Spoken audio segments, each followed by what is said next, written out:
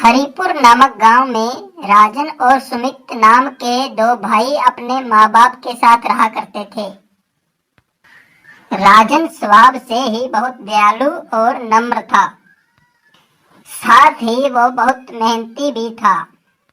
लेकिन सुमित उसके बिल्कुल विपरीत घमंडी और उग्र था। सुमित की माँ अपने बेटे से बहुत प्यार करती थी। उसके इसी लाड प्यार के कारण सुमित बहुत ही बिगड़ैल हो गया था। सुमित की माँ राजन के साथ बहुत ही बुरा व्यवहार करती थी। राजन के पिता मोहन ने अपनी पत्नी के देहांत के बाद रिश्तेदारों के कहने के कारण मोना से शादी कर ली थी। राजन के पिता अक्सर बीमार रहा करते थे। राजन को घर के कामों के साथ साथ घर का खर्चा भी संभालना पड़ता था। कुछ दिन सब इसी तरह चलता है, लेकिन फिर राजन की माँ राजन पर बहुत अत्याचार करने लगती है और उसे बेरोजगारी के भी ताने देने लगती है। इन सब से परेशान होकर राजन अपने पिता का आशीर्वाद लेकर काम की तलाश में घर से निकल जाता है। चलते चलते राजन एक घने जंगल में पहुंच जाता है, जहां पर उसे एक सूखा पेड़ दिखाई देता है। वह पेड़ उसे कहता है, ए भले लड़के, जरा मेरी सहायता करो। मेरी कुछ टहनियाँ सूख गई हैं, तुम उन्हें तोड़ दो। राजन ठीक कहता है, ठीक है, और सारी सूखी टहनियाँ तोड़ देता है। पेड़ राजन को धन्यवाद करता है और वह आगे बढ़ जाता है। कुछ दूर चलने के बाद उसे एक आवाज सुनाई देती है, बचाओ बचाओ, मेरे बच्चों को बचाओ, मेरे नन्हे नन्हे बच्चे, आग लग गई है, बचाओ, कोई मेरे बच्चों को बचाओ, हे भगवान मेरी मदद करो। यह आवाज सुनकर राजन उस तरफ भागता है जहां से आवाज सुनाई दे रही थी। राजन देखता है कि एक चिड़िया जोर जोर से चिल्ला रही थी। उसके घोंसले में आग लग गई थी और उसके छोटे छोटे बच्चे रो रहे थे। राजन ने चिड़िया से कहा, तुम डरो मत, मैं अभी तुम्हारे बच्चों को बचा लूंगा। इस प्रकार वह बच्चों को बचा लेता है। चिड़िया उसका धन्यवाद करती है और वह आगे बढ़ जाता है। कुछ दूर चलने के बाद उसे एक घायल बकरी दिखाई देती है जो दर्द से कर्रा रही थी। उस घायल बकरी को देखकर राजन को उस पर दया आ जाती है और वह उसकी जख्मों पर मरहम लगा देता है और आगे बढ़ जाता है। आगे उसे एक घर दिखाई देता है जिसमें एक बूढ़ी दादी रहती थी। वह घर में प्रवेश कर जाता है तो उसे वह बूढ़ी दादी दिखाई देती है। वह उस दादी अम्मा से कहता है कि वह घर से काम की तलाश में निकला है और उसे चलते चलते रात हो गई है, इसलिए वह एक रात यहाँ रुकना चाहता है और कल फिर सुबह वह यहाँ से चला जाएगा। फिर दादी अम्मा उससे कहती है, बेटा तुम काम की तलाश में निकले हो और मुझे भी एक व्यक्ति की जरूरत है जो मेरे घर का काम देख सके। क्या तुम मेरे घर का काम कर सकते हो? इसके बदले में मैं तुम्हें पैसे दे दिया करूंगी। दादी अम्मा के ऐसा कहने पर राजन उनकी बात को मान लेता है और वह उसके घर पर ही काम करना शुरू कर देता है। वह पूरी मेहनत के साथ घर का सारा काम किया करता था। झाड़ू लगाना, खाना बनाना और साफ सफाई वह बहुत ही अच्छी तरह से कर लेता था। कुछ महीने बीतने के बाद राजन दादी अम्मा से कहता है, दादी अम्मा, मेरा घर जाने का मन कर रहा है। मुझे अपने पिता से मिले हुए काफी दिन हो गए हैं। कृपया मुझे घर जाने की इजाजत दें। ठीक है बेटा, तुम कल अपने घर चले जाना। अब तुम सो जाओ। और फिर अगली सुबह जैसे ही राजन उठता है, दादी अम्मा उससे कहती है, बेटा मेरे साथ आओ। वह राजन को एक पेड़ के पास ले जाती है और उससे कहती है, बेटा जाओ उस पेड़ के नीचे जाकर खड़े हो जाओ।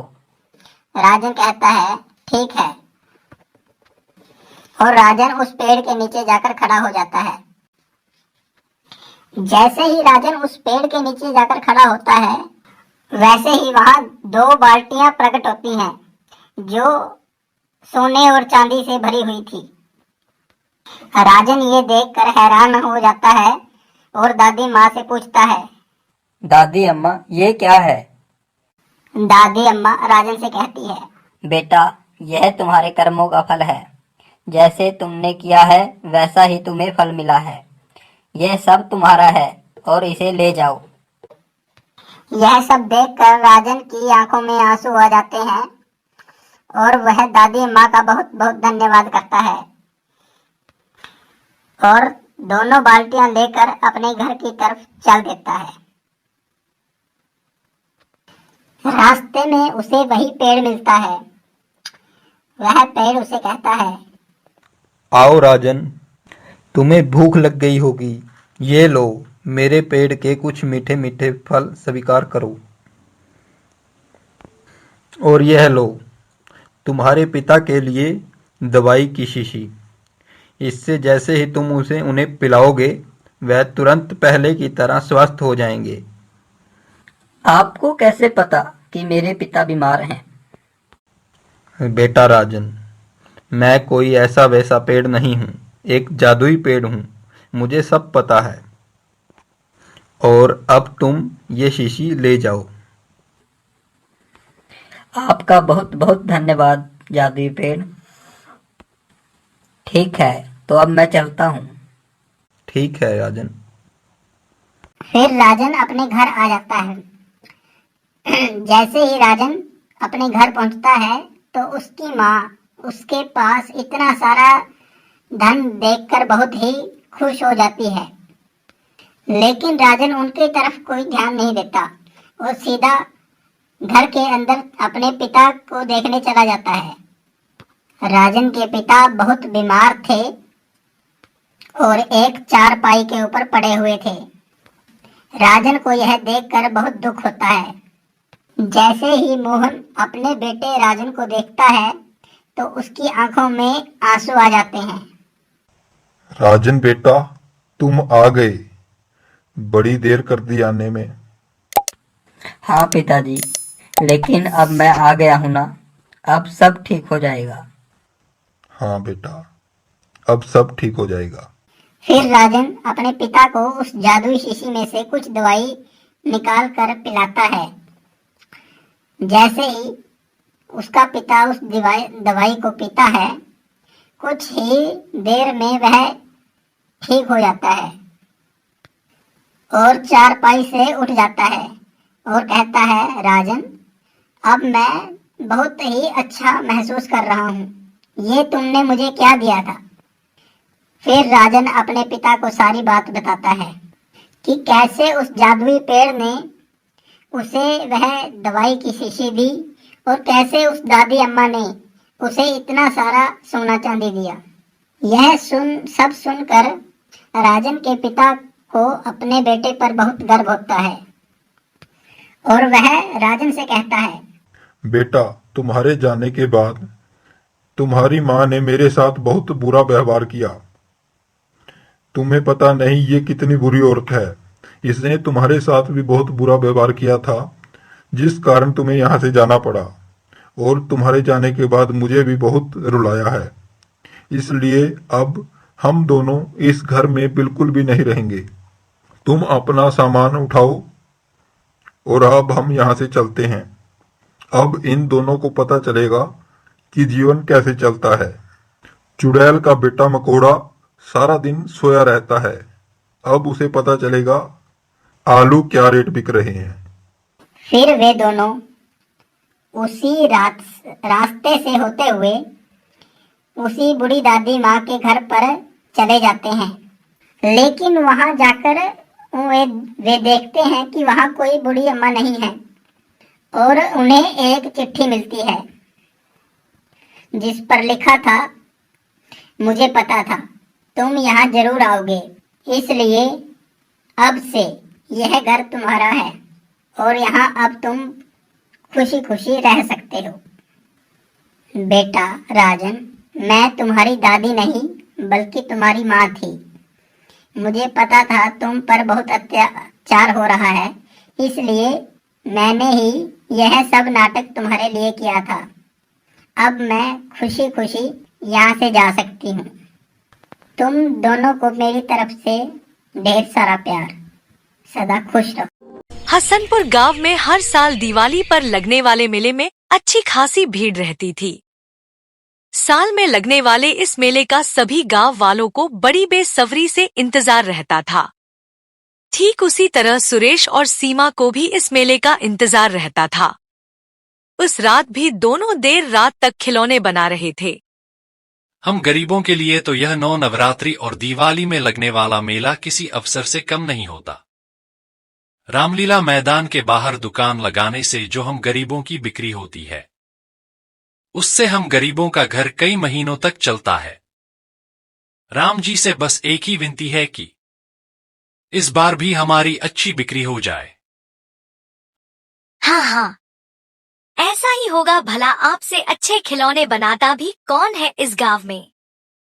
आप देखना जी, पिछले साल की तरह इस बार भी हमारी अच्छी बिक्री होगी। चलो सीमा, अब काफी खिलौने बनकर तैयार हो गए हैं, अब सो जाते हैं। सोच रहा हूं सुबह तड़के जाकर गांव भर में जाकर खिलौने बेचने निकल जाऊंगा। फिर शाम होने पर मेले में जाकर भी तो खिलौने बेचने हैं। वह दोनों देर रात तक काम कर कर थक हार कर सो जाते हैं। अगली सुबह सुरेश सर पर टोकरी उठाए गांव में खिलौने बेचने निकल पड़ता है। सारा दिन धूप में भटकने के बाद सुरेश शाम को मेले में पहुंचता है। वहां पहुंचकर वह हैरान रह जाता है। राम मंदिर के बाहर खिलौनों की बड़ी बड़ी दुकानें लगी होती है। अरे, राम मंदिर के बाहर तो खिलौनों की बड़ी बड़ी दुकानें बन गई हैं। कोने में बैठ जाता हूं, कोई ना कोई ग्राहक तो खरीद ही लेगा। ओए, यहां से अपना टोकरा उठा और कहीं और जाकर बैठ। अब यहां पर बड़ी दुकानें लगेंगी। तुम यहां मंदिर के बाहर बैठकर नहीं बेच सकते। यह जगह खाली करो। यहां कोई भी खिलौने वाला नहीं बैठेगा। पिछले कुछ सालों से तो हम मंदिर के बाहर ही बैठकर अपने खिलौने बेचते हैं। अरे, पहले बेचता होगा, अब नहीं। अब हम इन दुकानों का किराया देते हैं, इसलिए मंदिर के बाहर तुम नहीं बेच सकते। जगह खाली करो। यहां कोई भी खिलौने वाला नहीं बैठेगा। सारे खिलौने वाले इधर उधर चले गए। सुरेश चिंता में पड़ गया। सुरेश चिंता में था, इसलिए उसे सड़क पर आती हुई गाड़ी नजर नहीं आई और वह जोर से गाड़ी से टकरा गया। डर के मारे गाड़ी वाला वहां से भाग गया और सुरेश के सिर से खून बहने लगा। सुरेश बेहोश था। कुछ लोग उसे उठाकर अस्पताल ले जाने लगते हैं। तभी सुरेश के साथ रहने वाला गट्टू यह सब देख लेता है और वह दौड़कर सीमा को बताता है। यह सब क्या हो गया? हे प्रभु, ऐसा दुख क्यों? पता नहीं, सीमा परेशानी में दिमाग था, इसी कारण सामने से आती गाड़ी नजर नहीं आई। त्योहार के दिन चल रहे हैं, ऊपर से यह चोट आ गई। अब सब कैसे होगा? बहुत नुकसान हो जाएगा सीमा। आप चिंता मत करो, मैं खिलौने बेचने चली जाऊंगी। डॉक्टर आपको शाम तक छुट्टी दे देंगे, फिर आप घर पर आराम करना। अगले दिन सीमा खिलौने बेचने निकलती है। भैया जी, खिलौने ले लो। दीदी जी, यह देखो, तीर तलवार धनुष गदा रंग बिरंगी। मेरे खिलौने तो कोई भी नहीं खरीद रहा। सब मंदिर के सामने बनी बड़ी दुकानों से ही खरीद रहे हैं। अब मैं क्या करूं? हे राम जी, मदद करो। सीमा भगवान राम को मन ही मन याद कर रही थी और उसकी प्रार्थना स्वर्ग में राम दरबार में पहुंची। तुझे थोड़ी देर पहले हमने कहा था अपने टोकरे को उठाकर कहीं और बैठ। मंदिर के बाहर बैठने की जरूरत नहीं है। तो फिर यहीं उठकर आ जाती है। भैया जी मुझे थोड़े से खिलौने बेचने दो। मेरे पति की तबीयत ठीक नहीं है। मुझे पैसों की बहुत जरूरत है। अरे तुझे पैसों की जरूरत है तो क्या मैं अपनी दुकान की कमाई बंद कर दूं? चल जा यहाँ से। सीमा के पास घर लौटने के सिवा कोई और चारा नहीं था। शाम भी हो चली थी। सीमा सोच में घर जा ही रही थी कि तभी उसके पास एक लड़का आता है। जरा रुको तो मुझे खिलौने खरीदने हैं। अरे भैया यहाँ हमारे दुकान से खरीद लो, बहुत बढ़िया बढ़िया दिवाली के खिलौने मिल जाएंगे। उससे क्या लेते हो? वह तो थोड़े बहुत टोकरे में लेकर घूम रही है। अरे नहीं भैया, मुझे इनसे ही खिलौने खरीदने हैं। कितने खिलौने चाहिए आप बता दो, मैं निकाल देती हूँ। मुझे तो 70 गधा 70 तलवार लेने हैं। और जितने भी खिलौने हैं सब 70-70 दे दो। और बाकी और भी ऑर्डर है। इतने तो मेरे पास है भी नहीं। ओ भैया इधर आओ, मैं तुम्हें ऑर्डर पूरा करके देता हूँ। मैंने एक बार कह दिया ना कि मैं इनको खिलौने के लिए बोल चुका हूं। अब तुम अपना मुंह बंद करके बैठो। दूसरों के काम रोककर अपनी दुकान चलाते हो। सबको भगवान के मंदिर के बाहर दुकान चलाने का हक है। और भगवान राम ही जाने कब किसका पलड़ा भारी हो जाए। कुछ नहीं पता कब किसकी किस्मत पलट जाए। आप ये 10,000 एडवांस रखो और दिवाली वाले दिन सभी खिलौने बनाकर यहां राम मंदिर में ले आना। दिवाली के मेले में यहां आए सभी बच्चों को हमारी तरफ से मुफ्त में ये खिलौने बांटे जाएंगे। सीमा वो रुपए लेकर खुशी खुशी घर चली जाती है और सीमा घर जाकर सारी बात सुरेश को बताती है। सुरेश ये सुनकर हैरान रह जाता है कि उन्हें खिलौने बनाने का इतना बड़ा ऑर्डर मिला है। वह अपने साथ कुछ कारीगर और रख लेते हैं ताकि काम जल्दी हो सके और दिवाली वाले दिन तक सीमा और सुरेश सारे खिलौने बनाकर तैयार कर लेते हैं। सुनो, आपने 2-3 दिन से बिल्कुल आराम नहीं किया। अब आप दवाई लेकर आराम करो। तब तक मैं ट्रक में यह सारा माल राम मंदिर पहुंचा कर आती हूँ। सीमा ट्रक में सारे खिलौने लेकर राम मंदिर पहुंचती है। आपने दिवाली के खिलौने बहुत बढ़िया और मजबूत बनाए हैं। मोहन बेटा, अच्छा इन्होंने मंदिर के लिए खिलौने बनाए हैं। नमस्ते बहन जी। नमस्ते। यह मेरे पापा है। पापा पुजारी जी बिल्कुल ठीक कह रहे थे। इनके हाथों में अद्भुत कला है। इन्हें ऑर्डर देकर हमने बिल्कुल ठीक किया। कौन सा पुजारी? मैं कुछ समझी नहीं।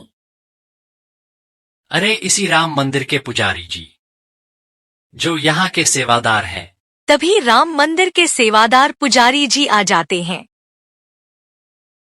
नमस्ते रोशन लाल जी, कैसे हो? बड़े दिनों बाद मुलाकात हुई। और बेटा मोहन, क्या हाल चाल है? पुजारी जी, हम तो आपको 2 दिन पहले ही मिले थे। आपने ही तो हमें इनके बारे में बताया था, जो दिवाली के मेले के लिए खिलौने बनवाने थे। वो इन्होंने ही तो बना कर दिए हैं। मैंने बताया था, पर मैं तो आपको बहुत दिनों के बाद देख रहा हूं। हे प्रभु, मुझे इतने वर्ष हो गए इस राम मंदिर की सेवा करते हुए, पर आपके कभी दर्शन नहीं हुए। आपकी यह कैसी लीला है प्रभु? सब लोग हैरान रह जाते हैं। उन्हें यकीन हो जाता है कि हो ना हो सीमा पर भगवान राम की कृपा हुई है। जब यह बात सुरेश को पता चलती है तो वह भी सीमा के साथ राम मंदिर जाता है और दिवाली की पूजा करता है। शाम के समय चारों तरफ दीपक जलाए जाते हैं। मेले में आए सभी बच्चों को उनके द्वारा बनाए खिलौने बांटे जाते हैं। इस घटना के बाद मोहन और उसके पिता सीमा और सुरेश को खिलौनों की फैक्ट्री खोलकर दे देते हैं और उनके पास अब किसी भी चीज की कोई कमी नहीं थी।